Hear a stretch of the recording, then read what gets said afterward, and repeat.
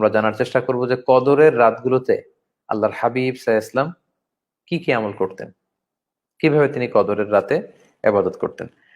আমরা হাদিসের আলোকে জানতে পারি, প্রথম যে কাজটি আল্লাহ রাসূল সাল্লাল্লাহু আলাইহি ওয়াসাল্লাম করতেন, তিনি সারা রাত জেগে ইবাদত করতেন, পরিবারের লোকদেরকে ইবাদতের জন্য তাগিদ দিতেন।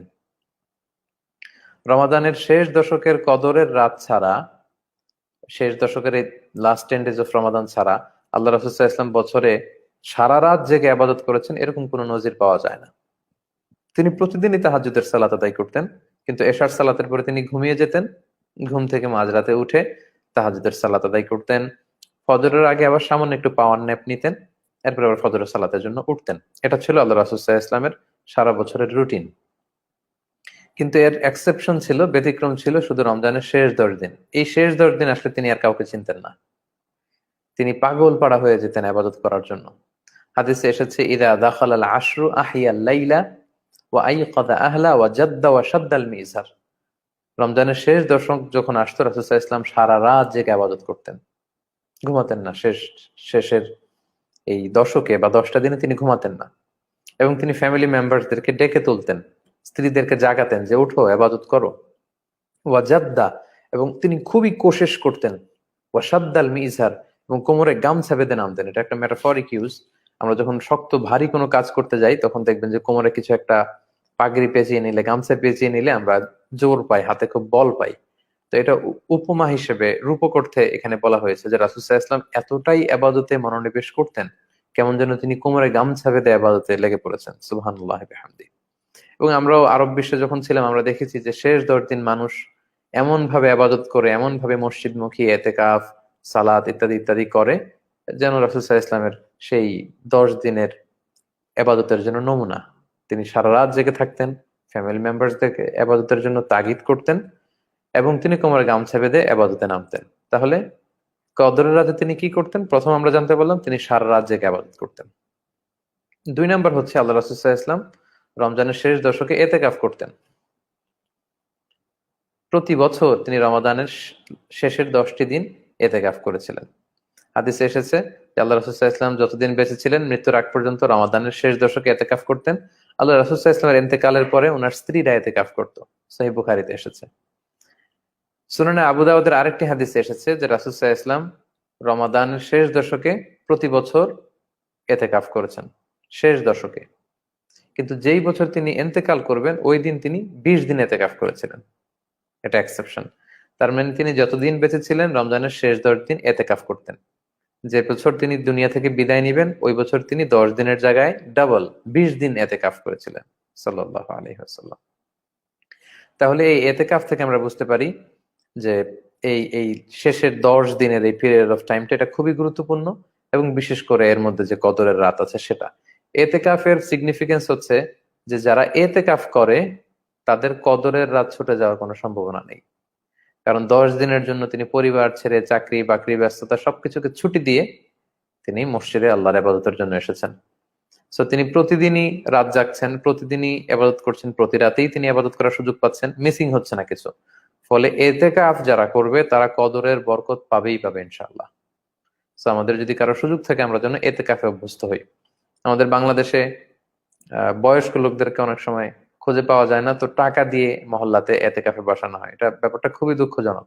এতেকাফ মুরব্বীদের ইভেন্ট না, এটা হচ্ছে ইয়াংদের ইভেন্ট। আমি প্রায় বলি, আমরা মালয়েশিয়াতে দেখেছি, মানে ছোট বড় নির্বিশেষে সবাই এতেকাফে চলে আসে, পুরো ফ্যামিলি এতেকাফে চলে আসে, ছোট ছোট বাচ্চারাও চলে আসে, ইয়াংরা এতেকাফ করে সারা রাত মসজিদে, চমৎকার ইবাদতের পরিবেশ। যদি মসজিদে এতেকাফের সুযোগ হয় আমরা যেন সেটা করি। আর পারা না গেলে ঘরের ভেতরেও, আধুনিক স্কলাররা বলেছেন যে ঘরের ভেতরেও একটা নির্দিষ্ট জায়গাকে আবাদতের জন্য নির্ধারিত করে 10 দিন কেউ যদি আবাদতে নিমগ্ন থাকে, এটাকেও আল্লাহ তাআলা এতেকাফের সওয়াব দিবেন বলে আমরা আশা করতে পারি। এবং কোরআনের বিভিন্ন জায়গায় ওয়া আনতুম আকিফুনা ফিল মাসাজিদ ওয়াল আকিফিন, এভাবে এতেকাফের ব্যাপারে কিন্তু কালামুল্লাহ মাজিদেও উল্লেখ করা হয়েছে। তাহলে প্রথমে জানলাম রাসূল সাল্লাল্লাহু আলাইহি ওয়াসাল্লাম লাস্ট 10 ডেজে ঘুমাতেন না, কদরের রাতগুলো জেগে থাকতেন। 2 নম্বরে জানলাম তিনি এতেকাফ করতেন। 3 নাম্বার হচ্ছে রাসূল সাল্লাল্লাহু আলাইহি ওয়াসাল্লাম, সাইয়েদনা জিবরাইল আলাইহিস সালাম এবং রাসূল সাল্লাল্লাহু আলাইহি ওয়াসাল্লাম দুইজন যৌথভাবে কোরআন রিভিশন করতেন। সুবহানাল্লাহি ওয়া বিহামদিহি। এটা শুধু কদরের রাতেই না, পুরো রমাদান ব্যাপী।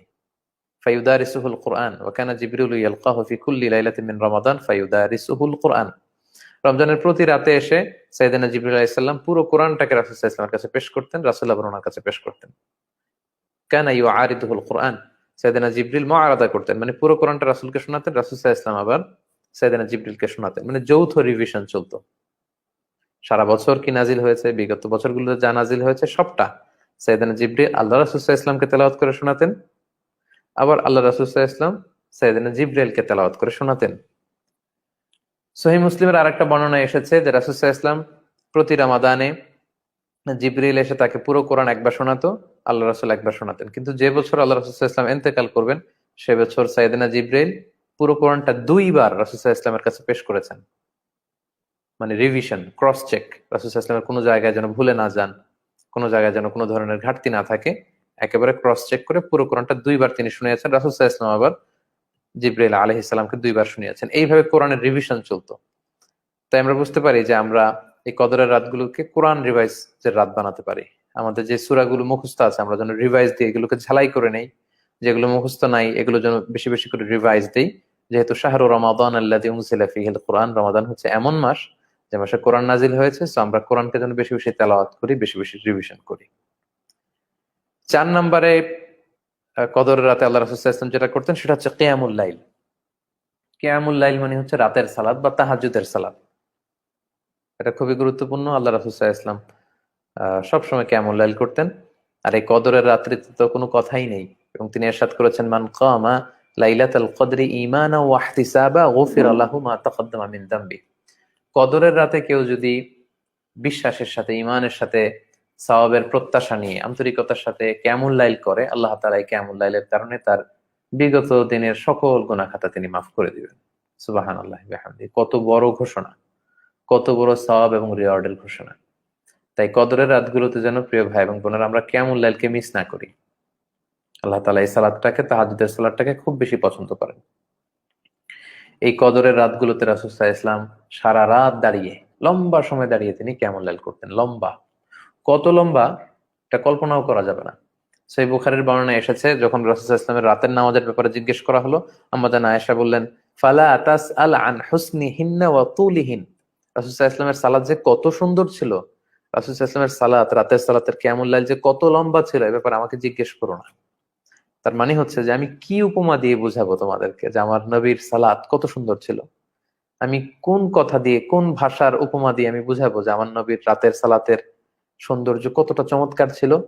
তিনি লম্বা সময় ধরে নামাজে কিয়াম করতেন, তেলাওয়াত করতেন। যত সময় তিনি তেলাওয়াত করতেন, রুকুতে যে ঠিক তত সময় থাকতেন, রুকু থেকে দাঁড়িয়ে আবার ঠিক তত সময় লম্বা সময় থাকতেন, সেজদায় যে আবার লম্বা সময় থাকতেন, প্রথম সেজদা থেকে উঠে বসে আবার সেই অতটুকু লম্বা সময় থাকতেন। মানে এক এক সালাতে কয়েক ঘন্টা চলে যেত, এরকম 2 রাকাত সালাতে হয়তো 1 ঘন্টা 1.5 ঘন্টা তিনি কাটিয়ে ফেলেছেন। এবং সহিহ বুখারীর এক বর্ণনায় এসেছে কানা ইয়াকুমু মিনাল লাইলি হাত্তা তাতাফাত্তারা কদামা। রাতে যখন তিনি আল্লাহর হাবিব সাল্লাল্লাহু আলাইহি ওয়াসাল্লাম কিয়ামুল লাইলের জন্য দাঁড়াতেন, দাঁড়িয়ে থাকতে থাকতে আল্লাহ রাসূল সাল্লাল্লাহু আলাইহি ওয়াসাল্লামের পা গুলো ফুলে এরকম মোটা হয়ে যেত, মোটা হয়ে যেত, তার পা গুলো ফুলে এরকম ভার হয়ে যেত, মোটা হয়ে যেত। আম্মা জান আয়েশা বলেন ইয়া রাসূলুল্লাহ, কেন আপনি আপনার দেহের উপর এত কষ্ট দিচ্ছেন? কেন আপনি এত কষ্ট করে সালাত আদায় করছেন? ওয়াকাদ গাফারাল্লাহু লাকা মা তাকদ্দামা মিন যামবিকা মা তাআখার। আল্লাহ তো আপনার পূর্বের পরের সব গুনাহ মাফ করে দিয়েছে। আপনার তো কোনো গুনাহ নাই, আপনি তো মাসুম, নিষ্পাপ। আগের পরের সবকিছুর ক্ষমা, নিঃশর্ত ক্ষমা, আপনি মাসুম, সবকিছু আল্লাহ ক্ষমা করে দিয়েছেন, কেন আপনি এত কষ্ট করেন? আল্লাহ রাসূল সাল্লাল্লাহু আলাইহি ওয়াসাল্লাম বললেন আফালা উহিব্বু আন আকুনা আবদান শাকুরা। হে আয়েশা, আমি আল্লাহর একজন শাকুর, একজন কৃতজ্ঞ বান্দা হই, শুকরগুজার বান্দা হই, এটাকে আমি পছন্দ করব না? মানে এটা ঠিক যে আল্লাহ তাআলা আমার সব গুনাহ মাফ করে দিয়েছেন, আমার কোনো গুনাহ নাই, তারপরেও কি আমি শুকরগুজার হব না? আমার রব তো নেয়ামত দিয়ে আমার পুরো জীবনকে ধন্য করেছেন, তাই নেয়ামতের শুকরিয়া স্বরূপ আমি দাঁড়িয়ে দাঁড়িয়ে আল্লাহ তাআলার সামনে ইবাদত করি এবং কিয়ামুল লাইল করি। তাহলে সম্মানিত সুধী, কদরের রাতের অন্যতম একটি গুরুত্বপূর্ণ ইবাদত আমরা জানলাম কিয়ামুল লাইল করা, দাঁড়িয়ে লম্বা রাতের নামাজ পড়া। 5 নাম্বার যে কাজটি আমরা করতে পারি সেটি হচ্ছে দোয়া করা। আম্মা জান আয়েশা রাদিয়াল্লাহু তাআলা আনহা আল্লাহর হাবিব সাল্লাল্লাহু আলাইহি ওয়াসাল্লামকে জিজ্ঞেস করলেন সুনানে ইবনে মাজার বর্ণনায় যে ইয়া রাসূলুল্লাহ, যদি আমি কদরের রাত পেয়ে যাই তাহলে আমি কি দোয়া করব? আল্লাহ রাসূল সাল্লাল্লাহু আলাইহি ওয়াসাল্লাম শিখিয়ে দিলেন, তুমি এই দোয়াটি করবে আয়েশা। দোয়াটি হচ্ছে আল্লাহুম্মা ইন্নাকা আফুউন তুহিব্বুল আফওয়া ফাআফু আন্নি। অর্থাৎ, হে আল্লাহ, নিশ্চয় আপনি ক্ষমাশীল, আপনি ক্ষমাকে পছন্দ করেন। ফাআফু আন্নি, আপনি আমাকে ক্ষমা করেন। আল্লাহ, আপনি তো ক্ষমাশীল। ইন্নাকা আফুউন, মানে দোয়ার ভাষাটা এত প্রেসাইজ, এত সুন্দর, এত চমৎকার। ইন্নাকা আফুন, হে আল্লাহ, আপনি তো ক্ষমাশীল। তুহিব্বুল আফওয়া, আপনি নিশ্চয়ই ক্ষমাশীল, আর ক্ষমা করাকে, ক্ষমা করে দেয়াকে আপনি পছন্দ করেন। ফাআফু আন্নি, তাই আপনি আমাকে ক্ষমা করে দেন। তাই সম্মানিত দিনী ভাই এবং বোনেরা, আমরা যেন এই দোয়াটি বেশি বেশি পড়ি। আমরা আজকে 27-এর কদরের রাত, সামনে 29-এর আরেকটি কদরের রাত পাবো। আমরা 2 রাকাত করে সালাত আদায় করেই যেন বসে বসে এই দোয়াটি পড়ি, এবং দোয়াটির মর্মার্থ, দোয়াটির অর্থ যেন আমরা ফিল করি। আমি দোয়াটি আবারও পড়ছি, আল্লাহুম্মা ইন্নাকা আফুউন তুহিব্বুল আফওয়া ফাআফু আন্নি। অর্থাৎ, হে আল্লাহ, নিশ্চয়ই আপনি ক্ষমাশীল, আল্লাহ আপনি ক্ষমা করাকে পছন্দ করেন, আল্লাহ তাই আপনি আমাকে ক্ষমা করে দেন। এই দোয়াটি যেন আমরা বেশি বেশি পড়ি। তাছাড়া এই রাতে আমরা সাদাকা করতে পারি, আমাদের দানের হাতকে প্রশস্ত করতে পারি। যেহেতু রমাদানে সওয়াবকে মাল্টিপল করা হয়, অনেক গুণে বাড়িয়ে দেওয়া হয়, তাই এই রাতে আমরা সাদাকা করতে পারি। আল্লাহ রাসূল সাল্লাল্লাহু আলাইহি ওয়াসাল্লাম রমাদান যখন আসতো, কার রিহিল মুরসালা আজওয়াদ মিনার রিহিল মুরসালা, প্রবাহিত বাতাসের চাইতেও বেশি তিনি বদান্যতার প্রকাশ ঘটাতেন। দেদারসে তিনি হাত খুলে দান করতেন। তাই এই রমাদানে, বিশেষ করে কদরের রাতগুলোতে যেন আমরা আমাদের দানের হাতগুলোকে প্রশস্ত করি। আমাদের জাকাত যদি বাকি থাকে, জাকাত যেন আদায় করে নিই। তাহলে সম্মানিত সুধী, লাইলাতুল কদরি খায়রুম মিন আলফি শাহর, এই কদরের রাত হচ্ছে এমন রাত যেটা 1000 মাসের চেয়ে সেরা। এবং এই রাতটি কোন রাত, এবং এই রাতে আল্লাহর হাবিব সাল্লাল্লাহু আলাইহি ওয়াসাল্লাম কিভাবে ইবাদত করতেন, এই ব্যাপারে আমরা সংক্ষিপ্ত পরিসরে জেনে নিলাম। Be a part of our vision. Do listen and share the khair. Be with our official social media handle for latest updates.